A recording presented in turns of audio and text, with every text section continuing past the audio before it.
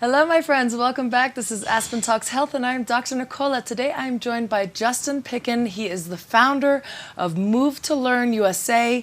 He's also certified practitioner of the Anat Baniel method of Neuro Movement, and the author of Effortless Skiing, a breakthrough system for any skier to reach the next level. Welcome to the show. Thank you. Happy to be here. Good. So we're going to talk about the connection between the brain and healing the body, which is a subject I love. But before we dive into that, I would like you to share your story, because it's quite an interesting one. Well, I was in a pretty serious snowmobile accident in 1995. And I broke my jaw, I broke parts of my ribs, my sternum, broke my nose. I had to have some significant plastic surgery that resulted in my jaw being wired shut for 8 weeks. Someone gave me a series of cassette tapes that were this work that we're going to talk about today, but specifically targeted towards TMJ, temporal mandibular joint syndrome. And I did the exercises on these tapes for the next 8 weeks while I was riding my wind trainer. For about 2 hours every day, I listened to these tapes. And there were some things I could do. There were some things that I had difficulty doing. The tape author suggested that if you couldn't do the movements that you imagine them, or do them very slowly, very small, and you'll still get effective results. So because of the source of the person that gave these tapes to me, I went ahead and did these religiously, 2 hours every day.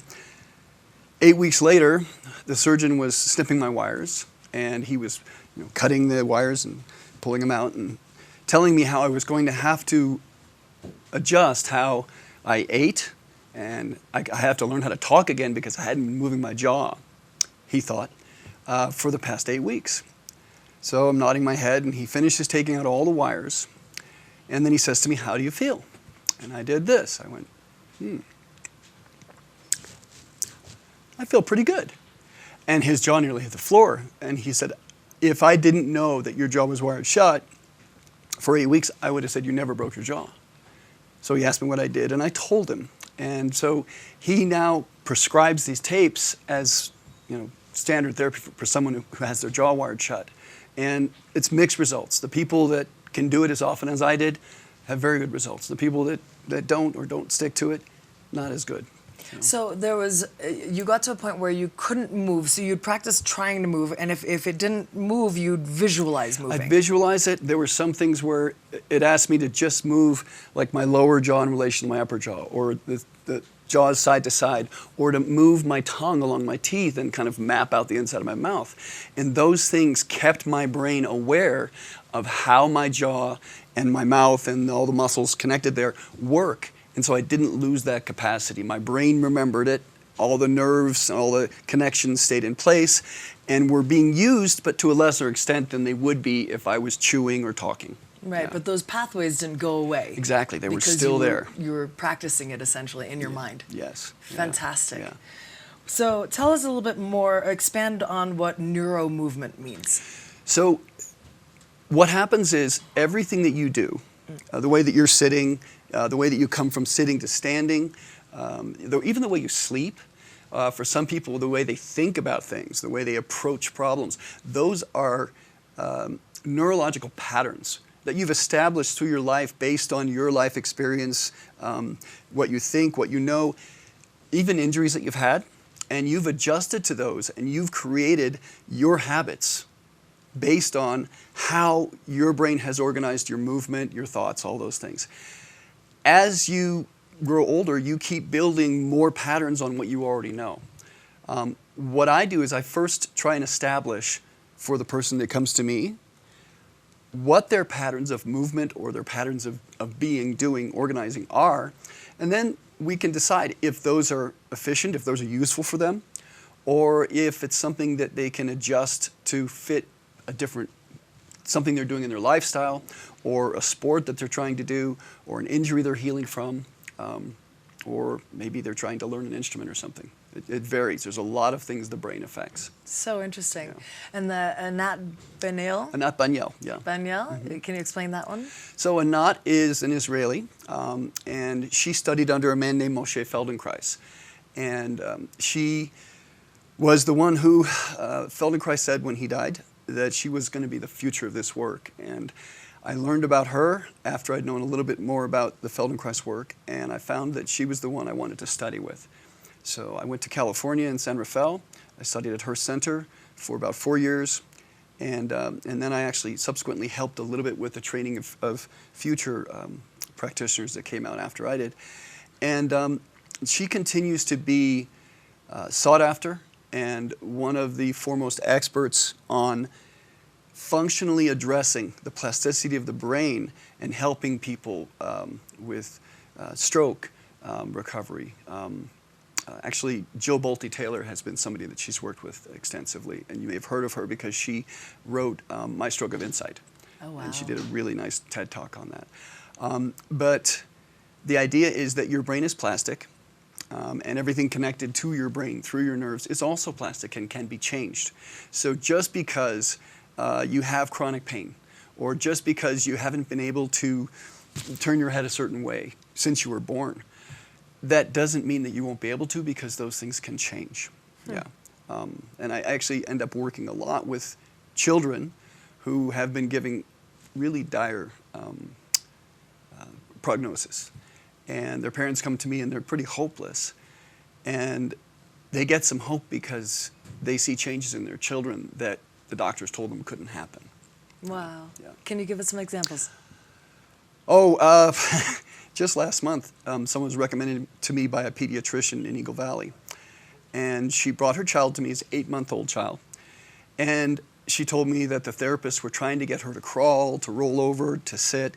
None of these things were working. And when I first started working with her daughter, she was very rigid and wouldn't move. And so it kind of looked like play, but the first 2 lessons I gave her, she was sitting in her mom's lap, kind of being held here. And I introduced the idea to this 8-month-old that her spine could move, that her hips could move, that her legs could move, and that affected her spine and her hips. And this was just 2 sessions that we did. Then they drove back to Eagle. And she got in touch with me 2 weeks later and said that for the first time after they saw me, her daughter had rolled over.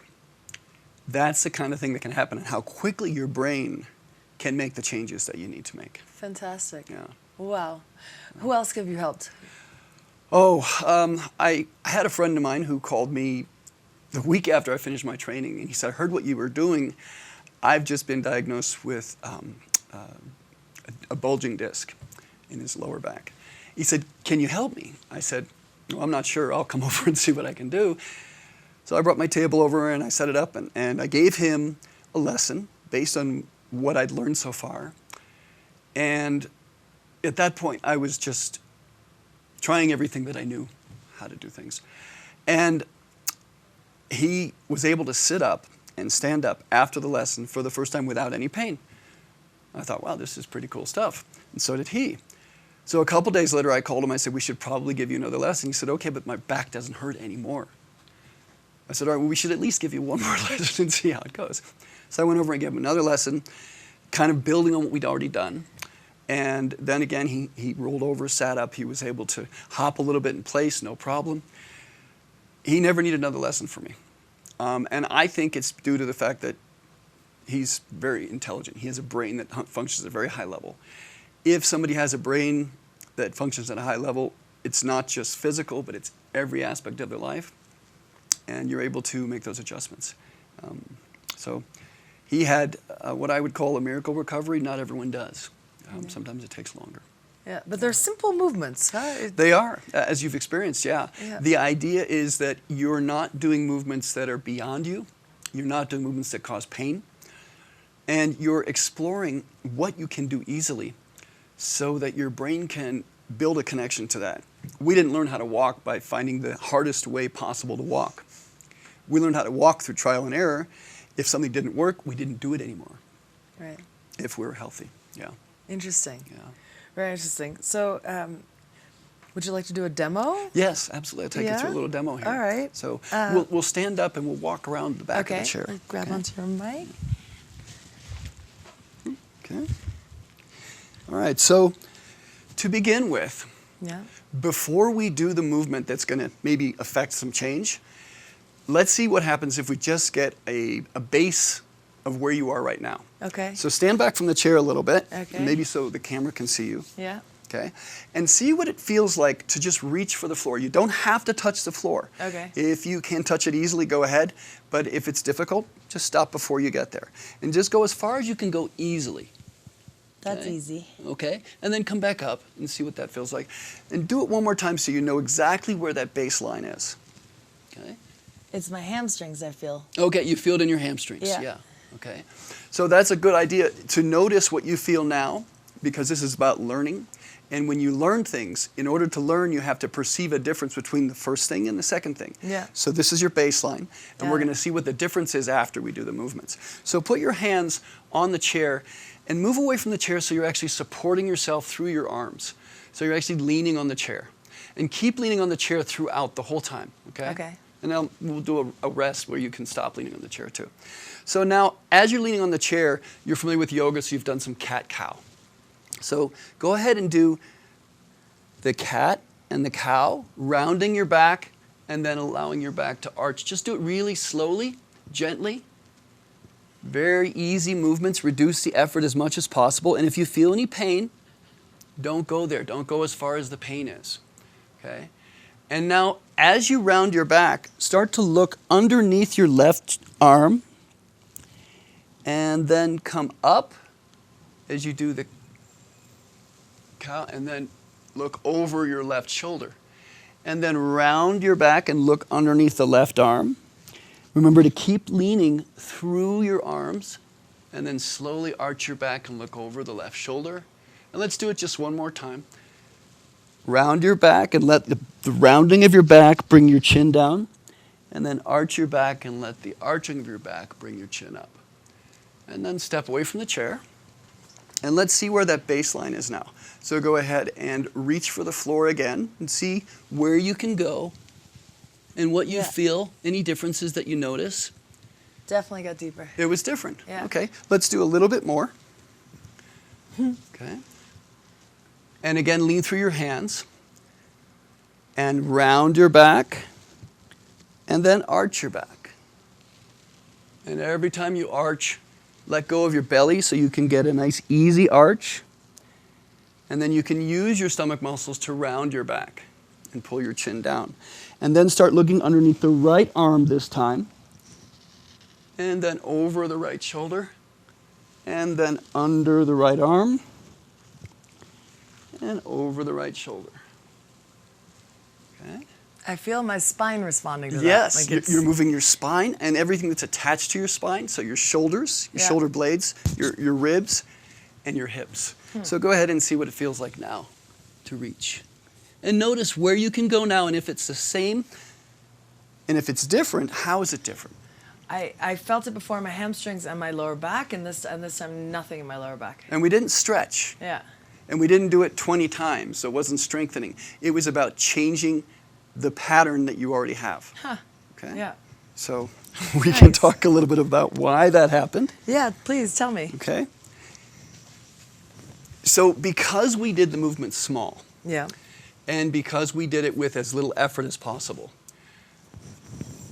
we caused the brain to wake up and pay attention. And that's movement with attention. When you pay attention to your movements, you're more likely to learn from them instead of doing the thing that you already know that's familiar. If you do something really fast or with lots of effort, lots of strength, you'll probably do it the way you're most familiar with already. You're not likely to to jump out of the way of a speeding car with this new movement you just learned. Yeah. But when you do it slowly, when you do it gently, and you pay attention to it, then your brain starts to say, oh, this is different. And that's a new neuronal connection forming. And then we gave it some purpose, right? So every time you looked over your shoulder, you had to do something a little different with your back, with your stomach, with your hips. And then we went to the other side, and it was another little variation. Those variations are another way you get the brain to pay attention, okay? So the slow, the reducing the effort, putting the variety into it, and really paying attention to the movements caused your brain to start forming the new neural connection. And the more often you do that, and maybe relate that same movement we just did to something else, maybe lying on your back, you learn how to do that or something, because that's how a baby first learns how to roll over, because they want to see something that's over there. Right. So the purpose of rolling over is because they want to see something.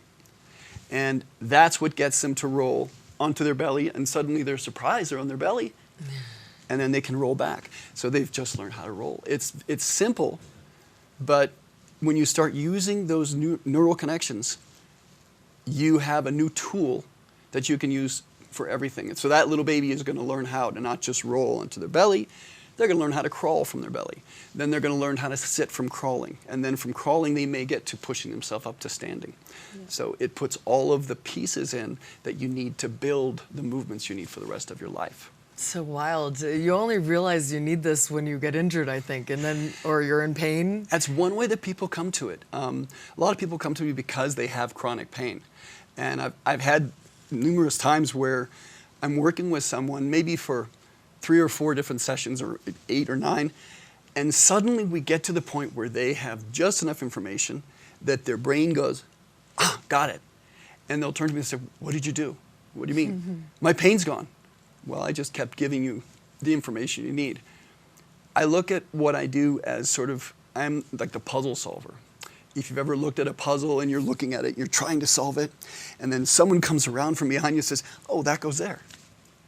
And you've been looking at this, but they saw it from a different angle. Yeah. When you get enough of the pieces of the puzzle, your brain figures it out. And that's what I do, is I know what the pieces are, and I keep giving those pieces until the brain goes, aha, got enough information, I can figure it out. Yeah. So what we just did, for example, is that something that they would practice every day on your own? You could practice that. There's no harm in that. But you don't want to just practice for the sake of repetition. You want to take that tool of being able to move your spine and put it into other things. So for instance, if I raise my arm and I just use my arm muscles, my arm feels heavy. But if I use my back muscles, my arm just floats up. And it doesn't feel like it weighs anything, so now I can do all kinds of things with my arm. If instead I raise it with my shoulder, well, it's heavy, it's harder to do, and now I have to actually use more muscle to hold my arm up. But these muscles are strong. They can help me do those things. So you want to take those patterns and make them useful to you as a tool. Got it. Yeah. Interesting. How can this help autistic children? Very good question. Actually, Anat Banyel, my teacher, discovered in working with autistic children that it was highly effective for autistic children. And there's an approach to autism that's different. In reading about autism, especially in reading from people who are autistic, what I've learned is that they are overcome with chaos, with too much noise, all this background stuff, and they get overwhelmed and they can't figure out what's important. The idea is, how can you focus? How can you differentiate and choose what you want to pay attention to and what you don't? Yeah, filter. You got to filter out all the noise. Yeah. Yeah. So when you work with someone's brain and you get them to the point where they can have a brain that can choose, this is an important thing that I want to use and this is one I can let go of, the entire brain starts doing that. It's not just in movement, but it relates to other things. The first time I worked with an autistic child he was an 11-year-old little boy, and I worked with him for about 3 weeks. After 3 weeks, his parents said, we like how he's more athletic, because autism usually comes with a little bit of awkwardness. And we like how now he doesn't fight, he doesn't stop people from touching him, because he used to do that a lot in school. He then became the kid that would go over and stop fights and be the peacemaker, which they thought was really cool. But his parents said, we especially like how his spelling is improving. I said, what? I got a little nervous. So first autistic child I was working with. And I called up Anat and I said, what's going on? She said, don't worry, this is part of the brain waking up and the brain performing at a higher level in all areas.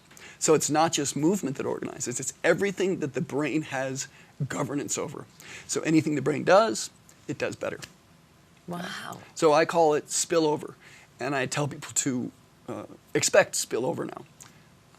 As a matter of fact, the first time I used anything like this work was when I was teaching skiing, and I thought, it seems like this would help people move better. So I had a long-term client that was very open, And we rode up the chairlift together, and I said, I want to just try some stuff with you. So it was like a 7-minute chairlift ride. It was a long one over in Vail, I remember.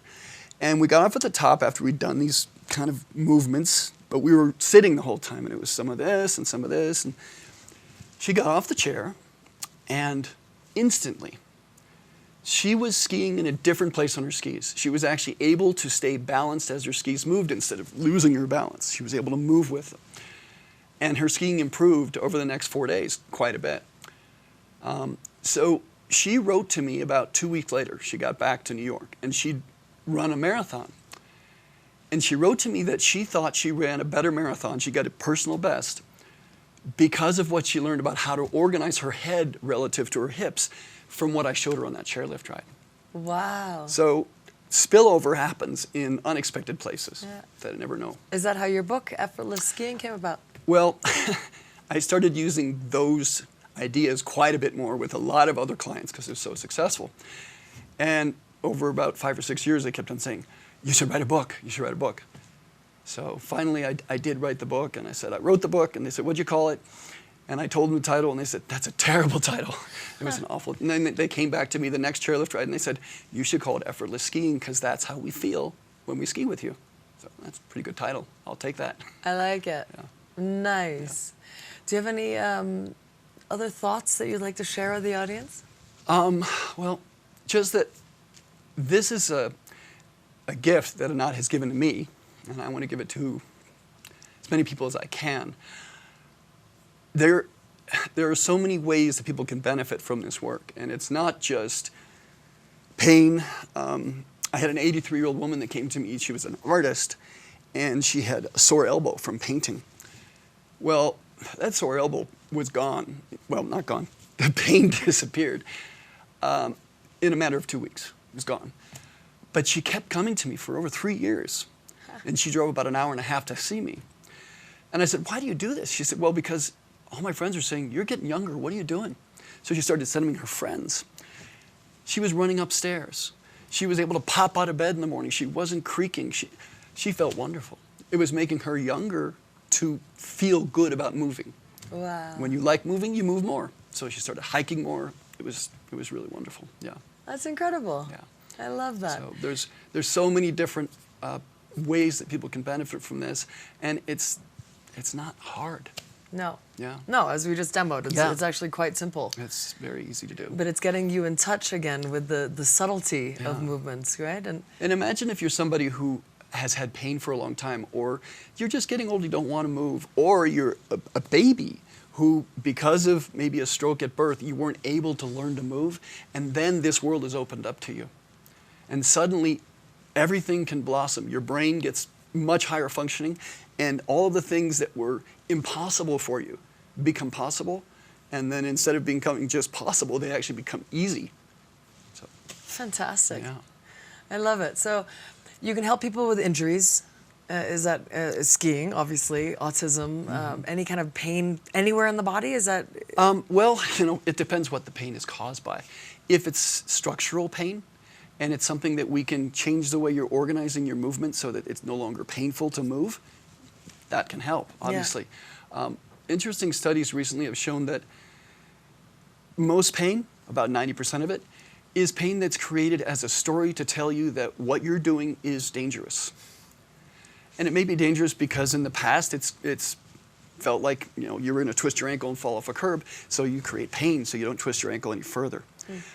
But if you have a really mobile spine and your hips move easily and all of your joints are easy to move, then you step off that curb, and instead of getting to that place where you get pain, everything moves to adjust and you balance and go on. And so what I believe is most of the people who achieve very high rankings or great results in physical pursuits like dance or any high athletic achievement, they already have or have acquired this ability to move things, to adjust as life presents some obstacles. Those of us that get injured, we get injured because when there's an obstacle, it meets an immovable force, which is us stopping our movement. When we let ourselves move, we can flow with it. So interesting. Yeah. I love it. How can people find you? My website is movetolernUSA.com. And you can reach me at my email, which is justin@movetolearnusa.com. Okay. And otherwise, I have an office in Basalt. Nice. Yeah. Wonderful.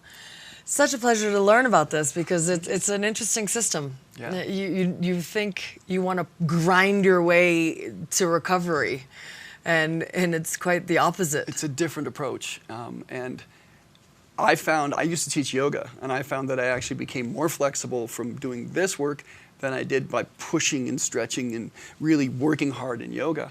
And Anat calls it Jewish yoga because she's Israeli, and she says it's a very lazy way to do yoga because you're just kind of falling into what's easy for you. Yeah. So. And it's interesting, when we did the demo in your office, you had me stop where I felt pain and then visualize the rest of the way. I liked that part as well. And the more clearly you visualize, putting colors, textures, tastes, sounds, anything that connects that memory or that learning to your brain, that's going to help a stronger neural connection. Wonderful. Yeah. Wonderful. Thank you, Justin. Such a You're pleasure welcome. to have you on the show. Thanks for having me. It was great. Thank you. Thank you guys for tuning in. As always, you can check out aspentalkshealth.com for all of Justin's contact information and to check out some other shows. All right. Thanks for tuning in.